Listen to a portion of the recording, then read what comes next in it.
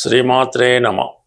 మీనరాశి వారికి తిరిగి వాళ్ళకి మంచి రోజులు ప్రారంభమైనట్టే.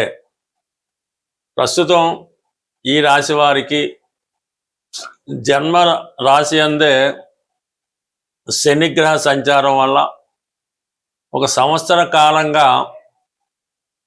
చాలామంది అభివృద్ధి ఆగిపోవడం, కొన్ని బలహీనతలకి లోనై జీవితాన్ని కొద్దిగా ఇబ్బంది పడే పరిస్థితులు కనబడటం జరుగుతూ ఉంది. అటువంటి సమయంలో రాశ్యాధిపతి గురువు ప్రస్తుతం ఉచ్చ స్థితిలోకి మారడం జరిగింది. జూన్ 2 నుంచి మారినప్పుడు కూడా ఇంచుమించుగా అక్టోబర్ నెలాఖరు వరకు కూడా రాశ్యాధిపతిగా ఉన్నటువంటి గురువు ఉచ్చ స్థితిలో అత్యంత బలవంతుడై అవటం వల్ల ఈ జన్మరాశిలో ఉన్నటువంటి శని భగవానుడు చాలా బలహీనం అవుతుంటాడు. అంటే తను చెడ్డ కార్యక్రమాలు జాతకుడి మీద ప్రసరించలేకపోతూ ఉంటాడు అనమాట.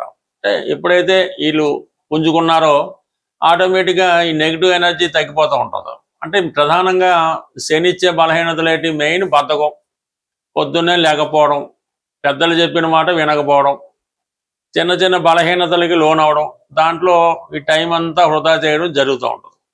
ఇప్పుడు దాని నుంచి బయటపడి నెమ్మదిగా ఎవరి యొక్క కార్యక్రమాల మీద వాళ్ళు దృష్టి పెంచడం జరుగుతూ ఉంటుంది. క్రమశిక్షణ పెరుగుతూ ఉంటుంది, బద్ధకం తగ్గుతుంది, విద్యార్థులు చదువు మీద దృష్టి పెడతారు, ఉద్యోగస్తులు ఉద్యోగం చేసుకుంటారు, లంచాలకి వాటికి వీటికి దూరం అయి వ్యసనాలకి దూరం అవడం ఆటోమేటిక్గా వాళ్ళు ఇంప్రూవ్మెంట్ అవ్వడం జరుగుతూ ఉంటుంది. ఇది వీళ్ళకి అవకాశం. ఈ అవకాశాన్ని సద్వినియోగపరుచుకుంటే ఆటోమేటిక్గా గతంలో చేసినటువంటి పొరపాట్ల నుంచి బయటపడడం జరుగుతుంది. అలాగే దశమాధిపతిగా పంచమ స్థాన స్థితి వల్ల వృత్తిలో అనూహ్యంగా మార్పు రావడం జరుగుతూ ఉంటుంది. అంటే గతంలో మీకు ఏదైనా ఉద్యోగం పోగొట్టుకున్నా, రావాల్సిన ప్రమోషన్ ఆగిపోయినా, ఉద్యోగం పెండింగ్లో ఉన్నా ఇవి మీకు సక్సెస్ అయ్యి మీకు అనుకూలమైన వృత్తిలో అనుకూలమైన సీట్లోకి రావడం జరుగుతుంది. దానికి ఇప్పుడు రవి కూడా గురువుతో కలిసి ఉండడం వలన ఇది ప్రభుత్వ ఉద్యోగులకు కానీ అధికార హోదా కలిగిన ఉద్యోగస్తులకి చక్కని మార్పు రావడం జరుగుతుంది. మీలో ఉన్న ప్రతిభకు తగిన గుర్తింపు రావడం జరుగుతూ ఉంటుంది. ఇంతకాలంగా మీరు దేనికోసం ఎదురు చూస్తున్నారో అది ఇప్పుడు మీకు లభించే అవకాశం ఉన్నది. అలాగే మీ సంతానం విషయంలో మీకు అభివృద్ధి కలుగుతూ ఉంటుంది. గతంలో మీరు చెప్పిన మాట వినకపోవడం, వాళ్ళు ఇష్టం వచ్చినట్టు వాళ్ళు నడుచుకోవడం జరుగుతూ ఉంటుంది. ఇప్పుడు వాళ్ళు కూడా మీరు చెప్పినట్టు వినడం, వాళ్ళు అభివృద్ధి మీకు కొంతవరకు సహకరించడం, ఆనందాన్ని కలిగించడం, మొత్తం మీద సక్సెస్ మీ వ్యక్తిగత విషయాల్లోనూ పిల్లల విషయంలోనూ కంప్లీట్గా రావడం జరుగుతూ ఉంది. ఇక కుజుడు 3వ స్థాన సంచారం, ఇది చాలా ఉత్సాహమైన పరిస్థితి. పని అనుకున్న వెంటనే పూర్తి చేయడం జరుగుతూ ఉంటుంది.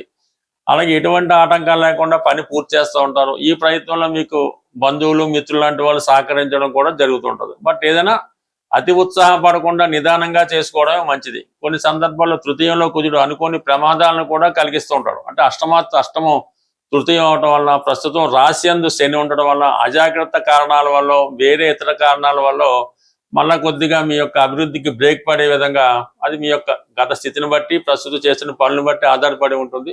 బట్ ఏదైనా తొందరపడకుండా నిదానంగా వ్యవహరిస్తే మీరు అనుకున్నది సకాలంలో సక్సెస్ చేస్తారు. బట్ కానీ సక్సెస్ఫుల్గా రావడం జరుగుతూ ఉంటుంది. బట్ ఏదైనా ప్రధానంగా ఈ వారం మీరు జాగ్రత్త పడవలసింది ఏంటంటే స్త్రీలతో విరోధం రాకుండా చూసుకోవాలి. బంధుమిత్రులు అంటే మీ కుటుంబంలో ఉన్నటువంటి స్త్రీలు ఆర్థిక విషయాల కారణంగా వాళ్ళకి ఏదో ధనం అడగటం వల్ల, వారికి మీరు ఇస్తానో ధనం ఇవ్వలేకపోవడం వల్ల వాళ్ళతో కొన్ని విభేదాలు రావడం జరుగుతూ ఉంటుంది. స్త్రీలతో విరోధాలు, మీరు వ్యక్తిగతంగా స్త్రీ అంటే మీ అత్తవారితో కానీ మీ వ్యక్తిగతంగా అధికారులతో కానీ విరోధం రావడం, స్త్రీల వ్యక్తిగత ఆరోగ్యంలో కొద్దిగా సమస్యలు లాంటివి రావడం జరుగుతూ ఉంటుంది. బట్ ఏదైనా ఈ రాశి వారి స్త్రీల విషయంలో ధన విషయంలో జాగ్రత్తగా ఉండడం మంచిది. బట్ ఇతరుల యొక్క మాటలు వినకుండా వాళ్ళ అవసరాలకి మిమ్మల్ని ఉపయోగించుకోవాలని కొంతమంది ప్రయత్నం చేస్తుంటారు. దాని నుంచి మీరు ఎంత తొందరగా బయటపడితేనే అంత మంచిది. ఇంకా ఈ బలహీనతలతో ఉంటూ అటువంటి వాళ్ళతో పరిచయం చేసుకోవడం వలన ఇప్పటికైనా మీరు మారకపోతే ఇక మారే అవకాశం కూడా మీకు రాకపోవచ్చు. ప్రస్తుతం ఈ గ్రహస్థితి, గోచార గ్రహస్థితి ప్రకారం మనకి గురుమౌఢ్యం జరుగుతుంది. దానివల్ల శుభకార్యాలు వాయిదా వేసుకోవాలి, కొత్త వ్యాపారాలు ప్రారంభించకూడదు, కొత్తగా ఇల్లు మారడం కూడా చేయకూడదు. అలాగే ఈ శుక్రుడు కేతువుతో కలిసి ఉండడం వల్ల ఆర్థిక పరంగా రొటేషన్ ఇబ్బంది పడడం, స్త్రీలకు అనారోగ్యం, స్త్రీలతో విరోధం, అంటే ప్రధానంగా ఈ గ్రహాలు 2 కూడా ప్రస్తుతం ఈ గురువు శుక్రుడు కూడా ఈ కేతువు అలాగే మౌఢ్యం వల్ల మనకి సాధారణంగా మనీ రొటేషన్స్ ఆగిపోయినాయి, శుభకార్యాలు లేకపోవడం వల్ల చాలా ఇబ్బంది పడుతున్నారు. అటువంటి ఇబ్బందుల నుంచి తొలగించుకోవడానికి, జీవితంలో ఎప్పుడూ కూడా ఎటువంటి ఫైనాన్స్ ప్రాబ్లం రాకుండా ఉండాలంటే ఈ వారంలో వస్తున్నటువంటి గురు పౌర్ణిమ, ఈ గురు పౌర్ణిమ రోజు మీకు ఎవరైతే గురువు ఉన్నారో ఆ గురువుని సత్కరించడం అంటే ఏం లేదు, వాళ్ళకి ఏదైనా మంచి బట్టలు వాళ్ళు కట్టుకొని వాడే బట్టలు లాంటివి కొని కొద్దిగా తాంబూలం దక్షిణతో పాటు వాళ్ళ పాదాలకు నమస్కరించి ఆ గురువుకి మీరు సత్కరించడం వల్ల ఈ గురువు యొక్క ఆశీస్సులు మీకు లభిస్తూ ఉంటాయి. ఏదో ప్రతి వాళ్ళకి గురువు లేకుండా ఉండరు. ఏదో విద్య నేర్పిన గురువో, వృత్తి నేర్పిన గురువో ఏదో గురువు ఉంటాడు. లేదు మీ తల్లిదండ్రులే మీ గురువుగా భావించి వాళ్ళని సత్కరించి వాళ్ళు ఆశీర్వాదం తీసుకోవడం వల్ల గురువు మీకు యాక్టివేట్ అయ్యి గురువు బలవంతుడు అవుతుంటాడు. జాతకంలో కానీ గోచారంలో కానీ గురుబలం ఉంటే అద్భుతంగా ఉంటుంది. ఇవి ఏదో కొన్ని కారణాల వల్ల ఇవి చేయలేకపోతున్నాం.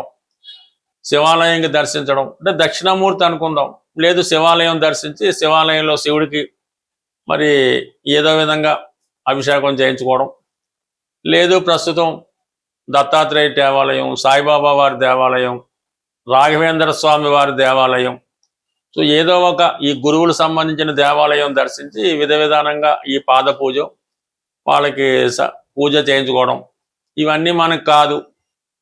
చక్కగా గోశాలకు వెళ్ళడం, గోపూజ చేయించుకోవడం, లేదు గోవు చుట్టూ 3 సార్లు ప్రదక్షిణ చేసి గోవుకి నమస్కరించుకొని గోవుకి ఇష్టమైనటువంటి శనగలు గోవుకి తినిపించడం, లేదంటే 3 పసుపు రంగు అరటిపళ్ళు పెట్టడం, ఈ విధంగా ఈ గురు పౌర్ణమి రోజు చేసుకోవడం వల్ల గురువు యొక్క అనుగ్రహం తప్పకుండా లభిస్తుంది. అదే శుక్రగ్రహ అనుగ్రహం కూడా కావాలంటే పౌర్ణమి రోజు ఈ సాయంకాలం పూట ఈ వెన్నెల వచ్చిన తర్వాత ఏదైనా అమ్మవారి ఆలయంలో లక్ష్మీ స్తోత్రం కానీ, కనకదార స్తోత్రం కానీ, లలితా సహస్రనామం కానీ పారాయణ చేసి అమ్మవారికి ఇంట్లో అయినా సరే పాయసం నైవేద్యంగా పెట్టి అది మీ కుటుంబ సభ్యులు ఆహారంగా తీసుకోవడం వల్ల ఈ పౌర్ణమి రోజు నియమంగా ఉండడం వల్ల కంపల్సరీగా మీకు ఈ జాతకంలో ఉన్నటువంటి శుక్రదోషం కానీ గురుదోషం కానీ తొలగిపోయి గోచార రీత్యా కూడా మంచి ఫలితాన్ని ఇవ్వడంలో చాలా వరకు కీర్తి లభిస్తూ ఉంటుంది. సాధ్యమైనంత వరకు ప్రతి ఒక్కరు కూడా వాళ్ళ స్థాయిని బట్టి ఆవు దూడ అది వెండితోనైనా మట్టితోనైనా మీ దగ్గర పెట్టుకోవడం అన్నది మంచిది.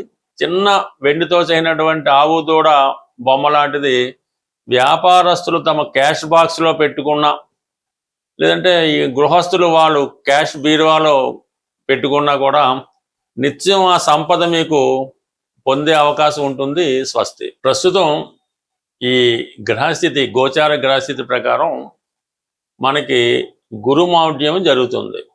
దానివల్ల శుభకార్యాలు వాయిదా వేసుకోవాలి, కొత్త వ్యాపారాలు ప్రారంభించకూడదు, కొత్తగా ఇల్లు మారడం కూడా చేయకూడదు.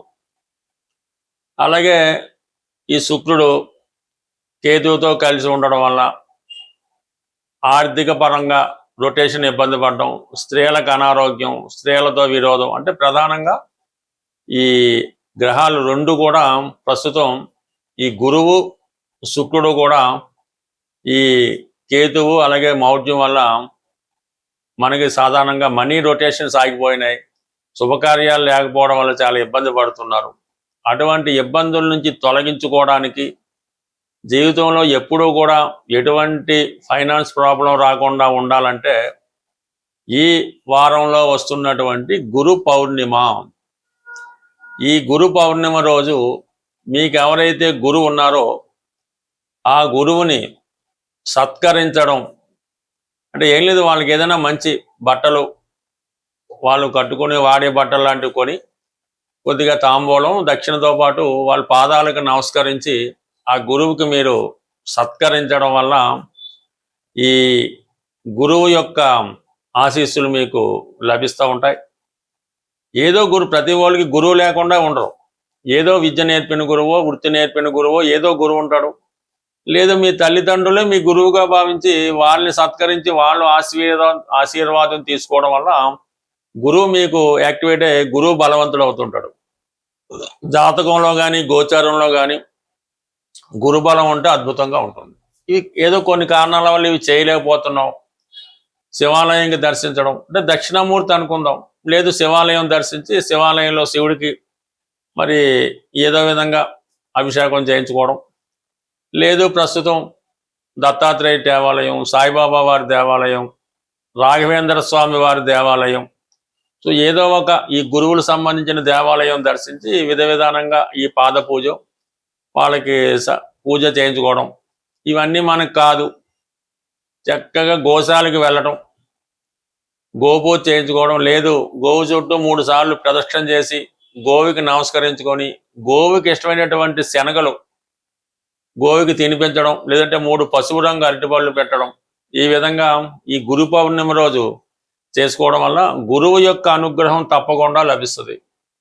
అదే శుక్రగ్రహ అనుగ్రహం కూడా కావాలంటే పౌర్ణమి రోజు ఈ సాయంకాలం పూట ఈ వెన్నెల వచ్చిన తర్వాత ఏదైనా అమ్మవారి ఆలయంలో లక్ష్మీ స్తోత్రం కానీ, కనకదార స్తోత్రం కానీ, లలితా సహస్రనామం కానీ పారాయణ చేసి అమ్మవారికి ఇంట్లో అయినా సరే పాయసం నైవేద్యంగా పెట్టి అది మీ కుటుంబ సభ్యులు ఆహారంగా తీసుకోవడం వల్ల ఈ పౌర్ణమి రోజు నియమంగా ఉండడం వల్ల కంపల్సరీగా మీకు ఈ జాతకంలో ఉన్నటువంటి శుక్రదోషం కానీ గురుదోషం కానీ తొలగిపోయి గోచార రీత్యా కూడా మంచి ఫలితాన్ని ఇవ్వడంలో చాలా వరకు కీర్తి లభిస్తూ ఉంటుంది.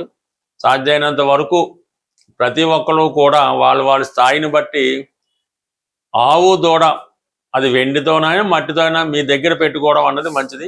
చిన్న వెండితో చేయనటువంటి ఆవు దూడ బొమ్మ లాంటిది వ్యాపారస్తులు తమ క్యాష్ బాక్స్లో పెట్టుకున్న, లేదంటే ఈ గృహస్థులు వాళ్ళు క్యాష్ బీరువాలో పెట్టుకున్నా కూడా నిత్యం ఆ సంపద మీకు పొందే అవకాశం ఉంటుంది. స్వస్తి.